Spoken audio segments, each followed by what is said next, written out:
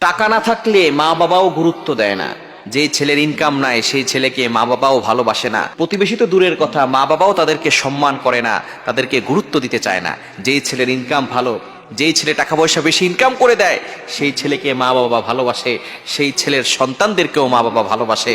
সুতরাং টাকা পয়সা না থাকলে আপনাকে কেউ গুরুত্ব দিবে না, কেউ পাত্তা দিবে না। সুতরাং আপনি সকল মানুষকে খুশি করতে পারবেন না। যেখানে মা বাবাই টাকা পয়সা ইনকাম করে না দিতে পারলে আপনার মা বাবা আপনাকে গুরুত্ব দেয় না। যদি আপনি টাকা পয়সা ইনকাম করে না দিতে পারেন, আপনার ভাই আপনার বোন আপনাকে গুরুত্ব দেয় না, সেখানে আপনি দুনিয়ার কাউকে সন্তুষ্ট করতে পারবেন না। সুতরাং আপনি আল্লাহকে সন্তুষ্ট করেন। ওই আল্লাহর সাথে যদি আপনি আল্লাহকে যদি সম্পর্ক করতে পারেন, আল্লাহর সাথে যদি আপনি সম্পর্ক তৈরি করে তাকে সন্তুষ্ট করতে পারেন, তাহলে দুনিয়ার সবকিছু আপনার হয়ে যাবে। আল্লাহ তাআলা আপনার জন্য সবকিছু সহজ করে দিবেন। আল্লাহর কাছে টাকা দিতে হয় না, টাকা ছাড়াই আল্লাহর মহব্বত পাওয়া যায়। শুধু আল্লাহর ইবাদত করেন, আল্লাহর গোলামি করেন, দুনিয়ার সবকিছু আপনার হয়ে যাবে।